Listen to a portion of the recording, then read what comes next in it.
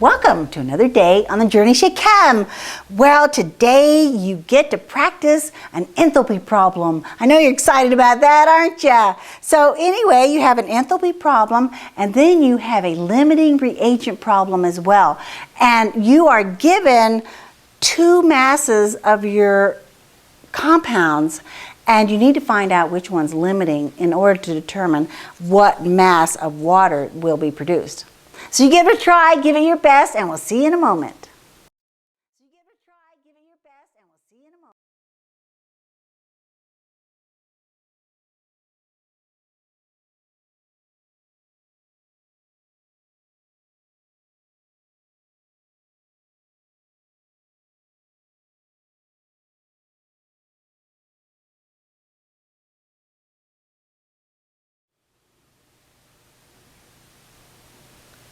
In number one, you have the decomposition of an oxyacid, phosphoric acid. You might want to go back and review that penguin sheet to get those oxyacids in your mind. So we have a reaction, a decomposition, and you were given in the information that you had phosphorus 5 oxide. And to review that, that means that phosphorus was +5 and oxygen is -2. And compounds must be 0. Therefore, we need 2 phosphorus to get +10 and 5 oxygens to get -10. And +10 and -10 is equal to 0. And then we have 2 phosphorus here, so we have to have 2 phosphoric acids. And we must have 3 waters. Now, for enthalpy, the heat of a reaction, we have the heat of the reaction is equal to the sum of the heat of the products minus the sum of the heat of the reactants. And therefore we use mega brackets. We have 3 moles of water, and 1 mole of water has -242.0 kilojoules. Now, it's important to understand when we're decomposing something, it's going to take heat. So this water is initially going to come off as a gas. It may condense later as it cools off, but initially we're going to have a gas, a vapor of water. Plus, we have 1 mole of the phosphorus 5 oxide, and this was the number that you were given. And you were given -2984 kilojoules. Those are my products. Now I am going to subtract, and I'm going to write it down below, minus my 2 moles of phosphoric acid. And each mole of phosphoric acid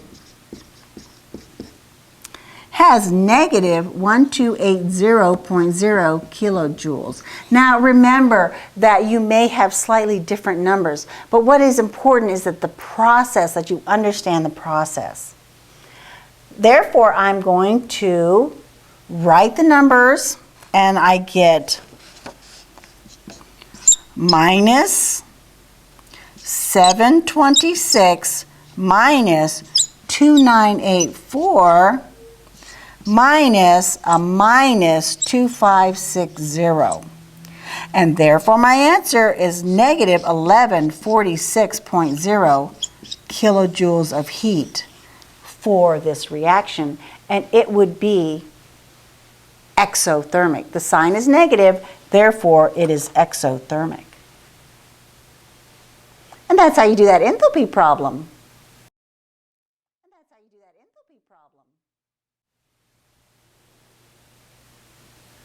In number 2, I am given 2 masses of my reactants, and it's a double displacement.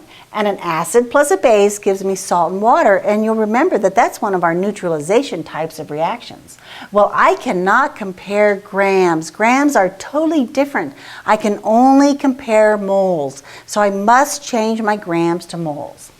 I have 25 grams of nitric acid, and I change my grams to moles. And 1 mole of nitric acid, well, hydrogen is 1, and nitrogen is 14.0, and 3 oxygens is 16.0 times 3.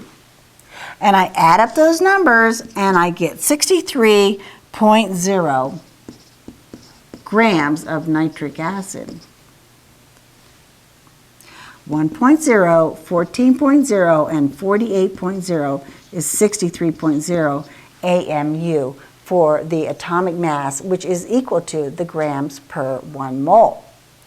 Now, this number is going to give me 0.3968 moles of the nitric acid. And I'm going to do the same thing for the calcium hydroxide. 25 grams of calcium hydroxide and 1 mole of calcium hydroxide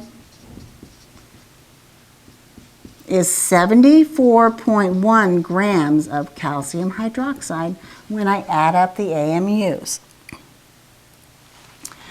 And this moles is 0.3373 moles. So I have 0.3968 moles of the nitric acid and 0.3373 moles of my calcium hydroxide. And then I have to do my ratio. Well, actually, I'm going to show you another way to do this, but first I want to follow through with the ratios. 2 is to 0.3968, which is what I have, is equal to 1 over x. Therefore, 2x equals 0.3968, and x equals 0.1984 moles that would be required of the calcium hydroxide. And I have 0.3373, so I have more than enough. And therefore, my nitric acid is going to be my limiting reagent because I have more than what I need. I only needed 0.1984 to use up this 25 grams. And therefore, my nitric acid is my limiting reagent. And therefore, I use that. I have 25 grams of the nitric acid, and I change my grams of my known to moles. And 1 mole of nitric acid is 63.0 grams of nitric acid. And then I have my mole ratio. What I'm trying to find is the water. And there are 2 moles of water for every 2 moles of nitric acid. And then by changing compounds in my mole ratio, then I can change my moles of water back to grams. And when I do this, I end up with 7.1 grams of water. Once I know the limiting reagent, then I can just change one of them to moles. Now, that shows you what the reason that I'm showing it to you in the ratio form is so that you understand what we're talking about when we're saying limiting and excess. However, if you're struggling with this, there is another way to solve this problem. I could also say that I have 25 grams of the calcium hydroxide. And I could just go on and figure out how much water could be produced from that. And 1 mole of calcium hydroxide is 74.1 grams of calcium hydroxide. And then there's 2 moles of water, which is what I'm looking for every 1 mole of calcium hydroxide. And then you go back to grams. And there are 18.0 grams of water for every 1 mole of water.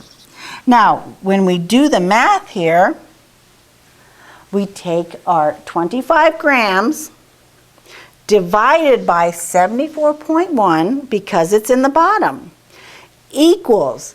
I cannot emphasize enough how important it is to put equals in between each step, because your calculator will automatically multiply, so you must be very careful. Times 2, because it's in the top, equals times 18 equals. And my answer is 12 grams for the 2 significant digits from the original problem. I needed 2 significant digits. And when I look at this, I see that when I use the nitric acid, I can make only 7.1 grams of water. If I use the calcium hydroxide, I could use 12 grams of water. Therefore, the smallest number that's possible to be made would be my correct answer. So you take the one that makes the smallest amount because that's the one that's going to have the limiting reagent to make that lesser amount. That's another way that you could do this problem. Solve both mass, and whichever one gives you the least amount is your final answer. So that's another option that you have. Well, you give it a try on your assignment and practice so that you do well on that assessment that's coming up. And we'll talk to you tomorrow. Bye.